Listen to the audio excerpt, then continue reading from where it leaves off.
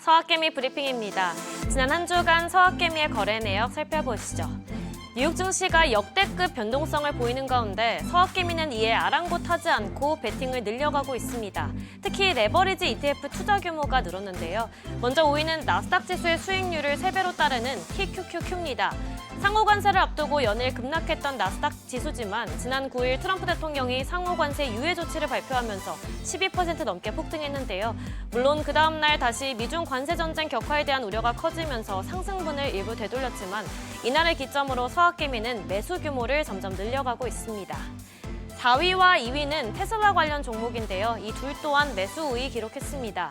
뉴욕 증시가 기록적인 폭등세를 보인 날 특히 테슬라가 23% 가까이 폭등하면서 서학개미의 기대감을 끌어올렸기 때문인데요. 그러나 월가에선 테슬라에 대한 목표 주가를 잇따라 내리고 있습니다. 특히 테슬라 강세론자인 웨드부시 증권의 댄 아이브스조차도 기존 $550에서 $315로 43% 가까이 하향 조정한 점이 눈에 띄죠. 한편 테슬라는 관세의 영향을 줄이기 위해 사우디아라비아에서 공식 사업을 시작하고 모델 S와 모델 X의 중국 내 신규 주문도 줄인 상황입니다. 마지막으로 1위는 필라델피아 반도체 지수를 하루 수익률을 3배로 따르는 엑소엑셀입니다. 서학개미는 무려 $15억 이상을 매수했는데요. 지난 일주일뿐만 아니라 이번 한 달간 가장 많이 사들인 종목입니다. 뉴욕 증시가 역사를 쓴 지난 9일 그간 많이 빠졌던 반도체주를 중심으로 상승세가 유입되면서 필라델피아 반도체 지수도 19% 가까이 올랐는데요. 서학개미가 단기 차익을 기대하고 계속해서 저가 매수에 들어가는 것으로 분석됩니다.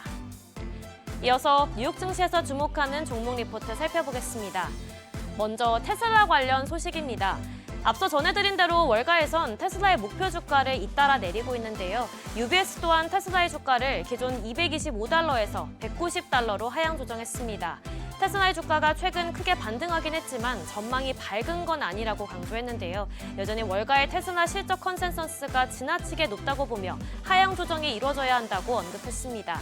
그러면서 테슬라 경영진이 1분기 실적 발표에서 가이던스를 내릴 가능성이 높다고 예상했는데요.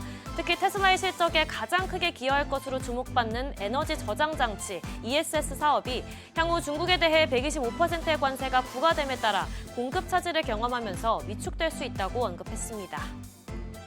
다음으로 애플입니다.